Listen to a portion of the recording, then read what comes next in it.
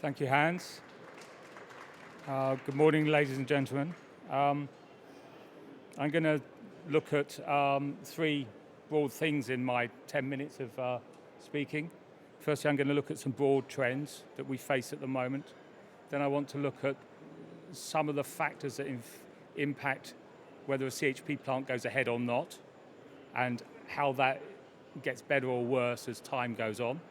And then I want to bring a case study, which is a problem for me at the moment, as part of the input to the debate later. I don't have a solution for this, I'm afraid, but it's a problem where we're still thinking about it.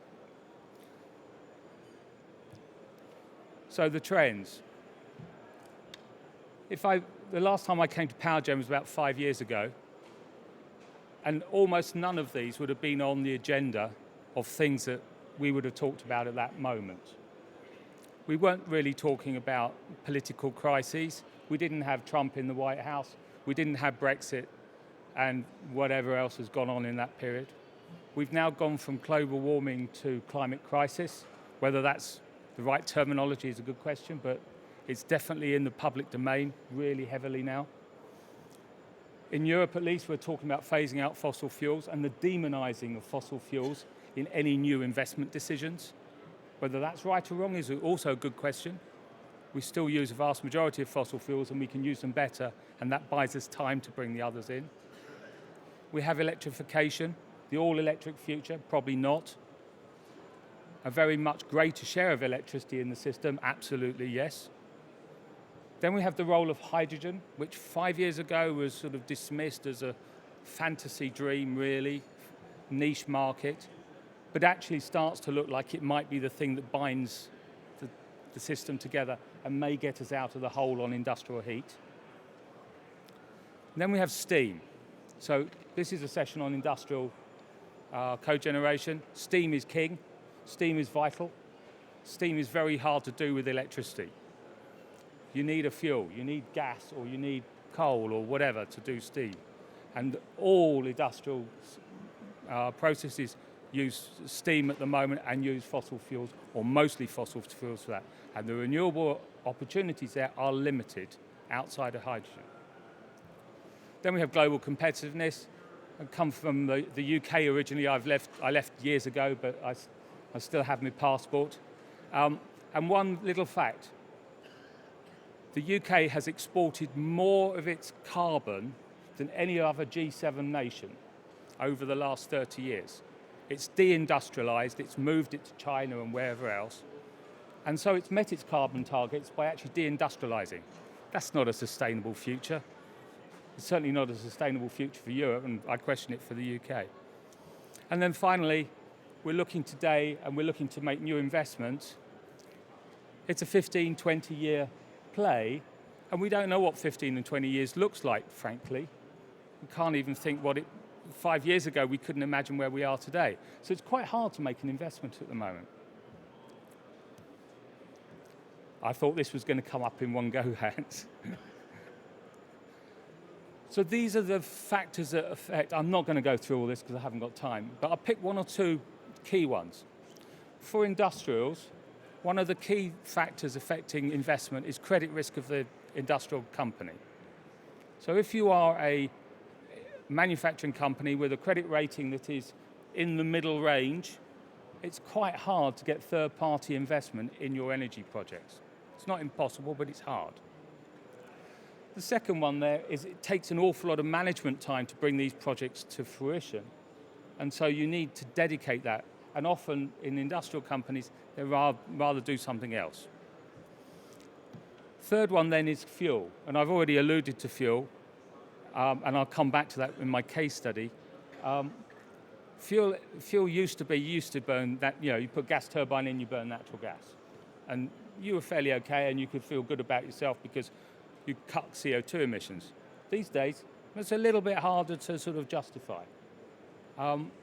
So what is the fuel that it's going to be? And how do I influence that as an investor?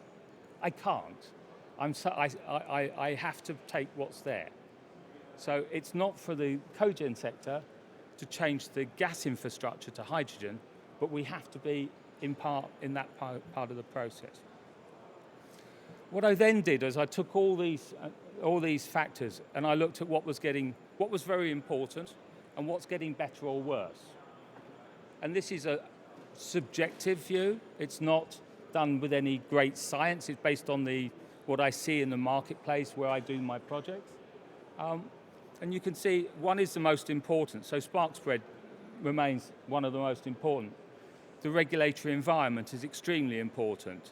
You can do projects in Germany, you can do projects in the UK. For years, you haven't been able to do a project in Spain. That's starting to change now.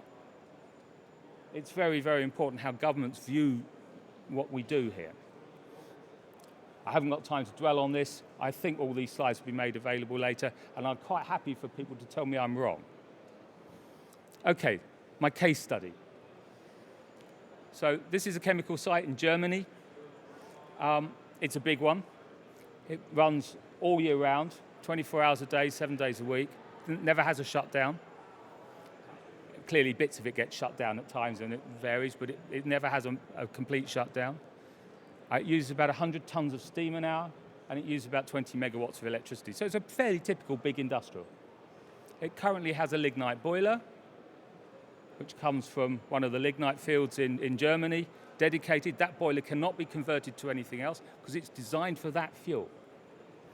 It has a couple of large gas boilers as well. And then it has a back pressure steam turbine set. The infrastructure is from about 1967, 66, something like that. The lignite boiler's from 1989. It's an aging piece of kit. We know that within 10 years, lignite will be phased out. It may be phased out earlier. We don't exactly know where government will go, but it's on the radar screen. We'll have to do something. And there's no biomass in the area that's available, so we can't use renewables for this. So what would we do? Normally, of course, we'd replace the lignite boiler with natural gas. We'd probably put a gas turbine in, 15 megawatts, 20 megawatts of 60 tons an hour, and the rest would be made up with the rest. So it's quite a normal project. But this is a 25-year investment. We have no idea what the future of natural gas in that period is. There is support from the German government at the moment, but there's regulatory risk around that support. It's a pretty tough decision. So the easiest thing is just to wait and see. But if we wait and see and then lignite is phased out, then we're too late. So we're stuck between a rock and a hard place on this one. And I put it up as a sort of almost like a warning out there. This is real life today, and I don't know how we should move forward on this project. Okay, so there's many visions. This is my final slide. Well, there's an advertising slide afterwards, but this is the final proper one. There are many visions of this. I just stole one out of one of the hydrogen projects. There's lots of these. Ultimately, we probably do need piped gas, and we probably do need decarbonized piped gas. And that probably is going to be hydrogen. And you probably make that hydrogen either from blue hydrogen, where you do carbon capture and storage, or from green hydrogen, where you use electrolysis to turn wind power into hydrogen. We need this. We can't affect this. We are the victims of whatever comes.